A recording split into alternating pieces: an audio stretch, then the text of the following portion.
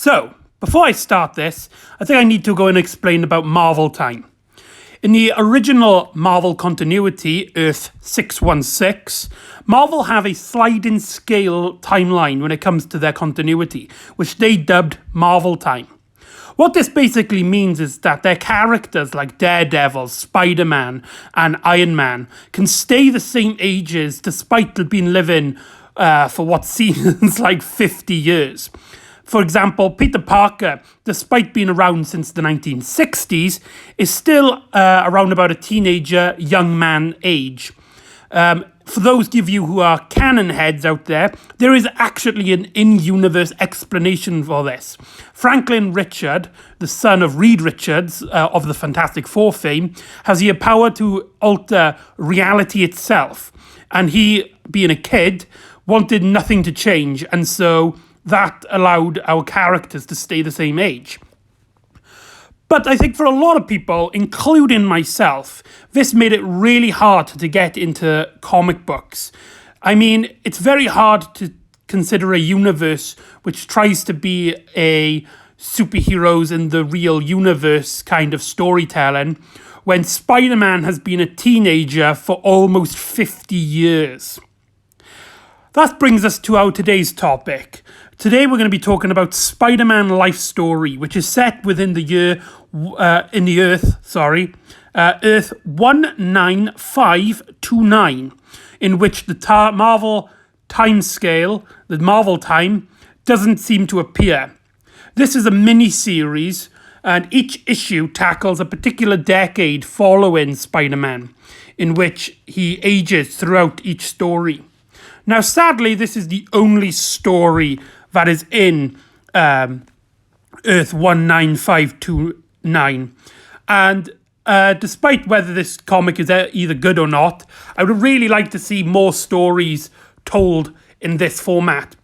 This mini-series is set up in a way where each issue is its own little storyline, like its own little thing. And with this one being the 1960s, this one is entitled The War at Home. That's the subtitle of this particular issue. Sees basically Peter Parker just starting out of his adventures. So here we go. Let's talk about Spider-Man's life story, Chapter 1, The War at Home. Written by Chip Zdarsky and art by Mark Bagsley. Now, before I even start, I know I've just been waffling on, but I just want to state that these covers they make for these issues by Chip Zdarsky is absolutely gorgeous. I love unique art style for comic books, and this is no exception. They're very simplistic with no background, just a plain colour for the background, with pencil work done around the characters, and the white lining of the webs really stands out, and that's a comment I can make for all the issues in the Spider-Man life story saga. So that's very well handled, and I really love this artwork.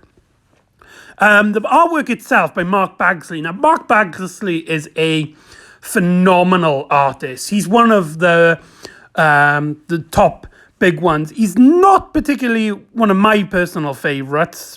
Nothing against him. It's just I prefer more a different kind of art style. But for what he does, which is much more of a traditional comic book artwork, he does a fantastic job. Obviously, he's most known for Ultimate Spider-Man, a series set in the Ultimate Universe. I can't remember at the moment what Earth that is. I can't remember. I do apologise. It's like Earth 191616 or something like that. But anyway, back onto the story. It's set within the year 1966, where Spider-Man has been Spider-Man for 3 years. He's been struggling to keep his superhero life with his college life and with girls and with Aunt May and stuff. And we get a brief explanation of basically what's been happening in his life. We get some pretty good artwork of him swinging around in the stuff, and he explains basically how he's struggling to keep with both life on this. Now, the problem I feel setting this up in this way is that for a new Spider-Man, for one set in a completely different universe, it does mean that a lot of it comes from fans coming into this with their own idea what Spider-Man is, because the way the story is told, because it's only really one issue to tell a story, it does feel kind of rushed, because we don't really know who Gwen is in this universe. We do see some scenes with Spider-Man and Gwen. Same thing can be said for Harry Osborn, but maybe they can be explained in later stories. But here it's tackled it more as a story per issue. But anyway, and he starts struggling to go in through, and it's here, around about here as well, that we also get to see another element to this story, which to the Spider-Man life story, which makes this very unique, as it tackles real world problems. Specifically in this one, we tackle with the Vietnam War, as where after Peter Parker changes back into his regular suit in going to college, he actually sees a protest for Vietnam War. And the Vietnam stuff does actually play heavily into this story, as after Peter Parker sees the protest, he meets up with Harry Osborn, who introduces his father to Peter, this being their first time outside of costume. Although Peter gets some sense that Norman something's troubling him, his spider sense is tingling. And after we get a nice little scene with Peter and Gwen, in a science lab where Peter's gets interrupted by one of the teachers. I believe he's a reference to the Clone Saga.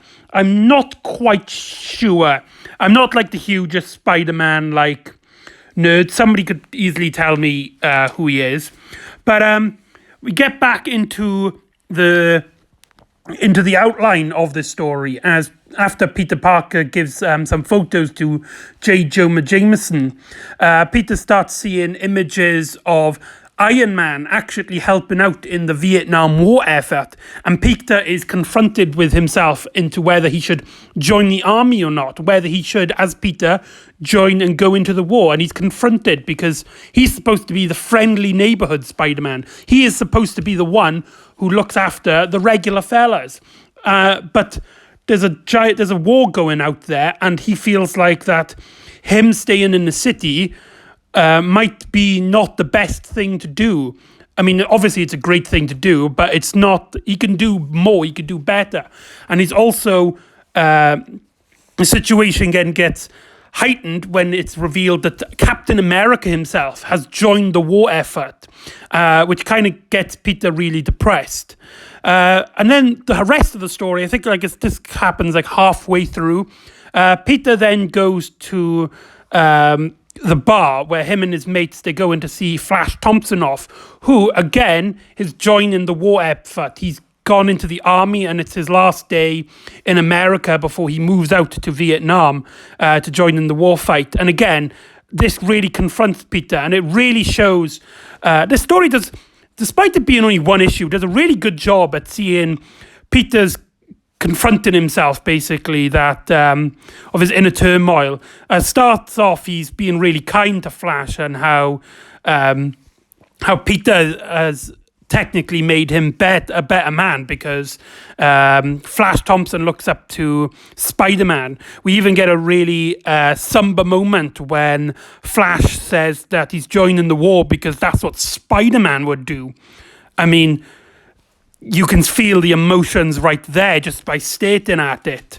But then Peter gets really aggressive towards Flash, because this is one of those things where I think the way it's set, this story arc is set up, really becomes a hindrance, because it really relies on you being a fan and knowing who all these characters are before going in, because a part of this confrontation between the two men is that Flash used to bully Peter Parker in school, and it's only until Flash Thompson starts looking up to Spider-Man does he become a nice person.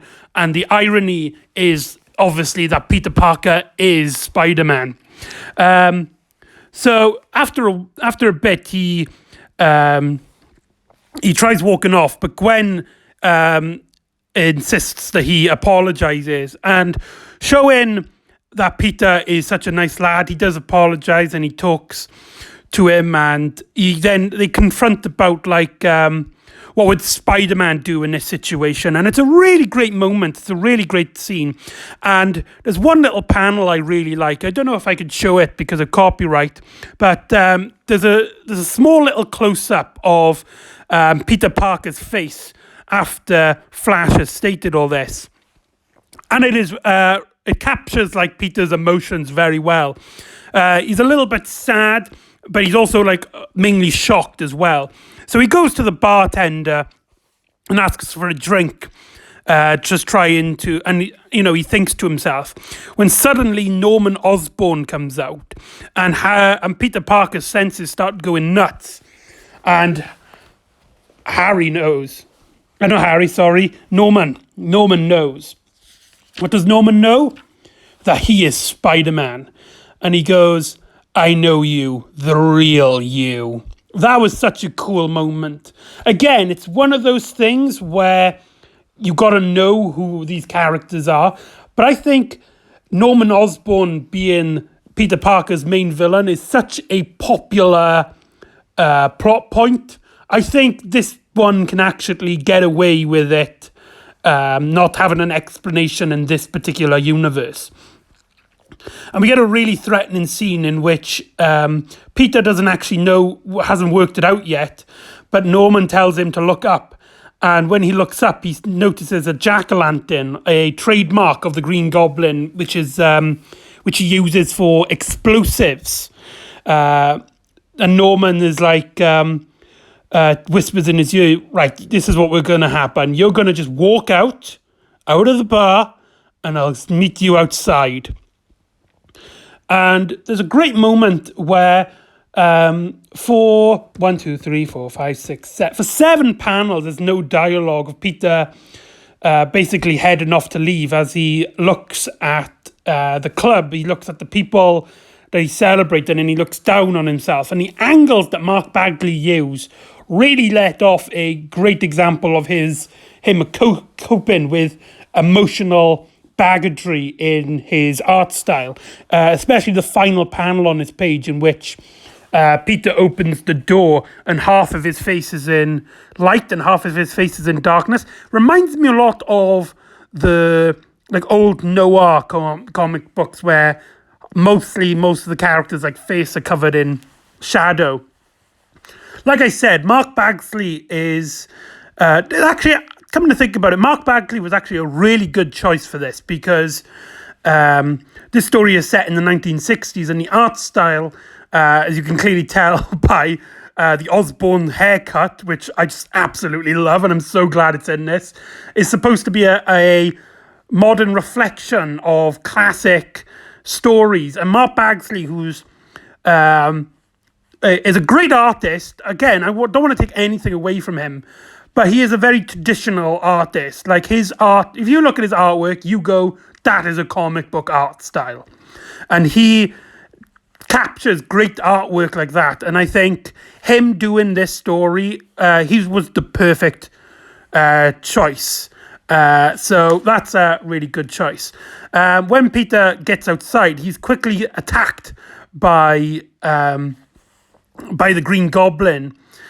We get some really fun dialogue in which Peter mocks him. It's like, I always wondered why you wear a mask, and now I know it's because your real face is just as ugly.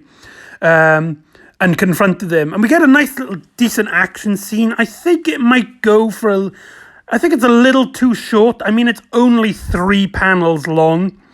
And it ends with Peter smashing a sign on Green Goblin. And he actually suffers from amnesia. He doesn't remember what's going on. He doesn't remember being the Green Goblin.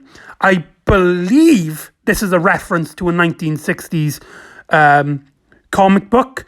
From what I remember, it was Harry, but I could be mistaken with this amnesia plotline.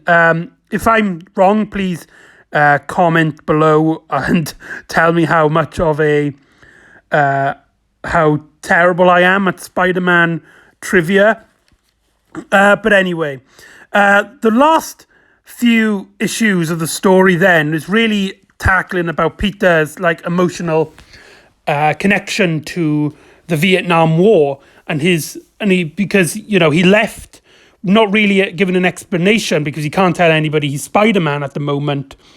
And he's swinging around in the city thinking to himself when suddenly he sees a confrontation with some goons against Captain America. This is before he gets sent off to war. Spider-Man helps him out, but gets no acknowledgement as everybody praises Captain America.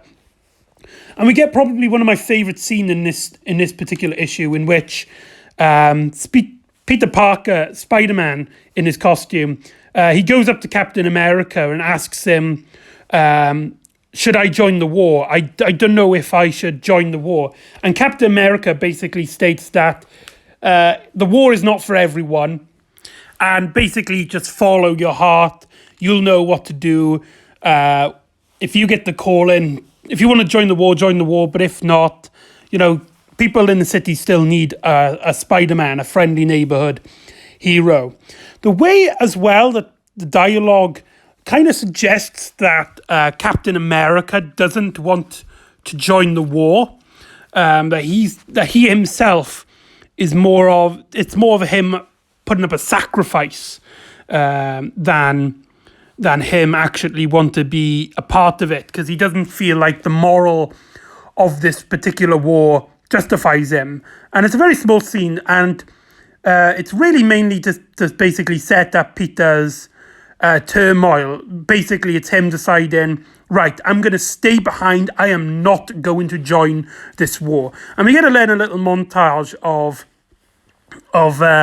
Harry Osborn getting arrested, and then Peter trying to catch up to try and see Flash off before he goes to the war. Sadly, however, like always, Peter's late, and Gwen starts having a go at him because, well, he's late. Again, a great thing about Peter's dilemmas is that when they come to the real world basics, because he can't just tell anybody he's Spider-Man, from Gwen's point of view, she's absolutely right, because from her point of view, Peter's just has really no issues. However, she quickly discovers that underneath Peter Parker's shirt, he's wearing the Spider-Man costume, to which she kind of works out. And that kind of leaves this particular issue on a sort of cliffhanger, as they're just standing there looking at each other. There's this really great stunning artwork with them just standing there looking at each other, don't know what to say, as she learns the secret identity.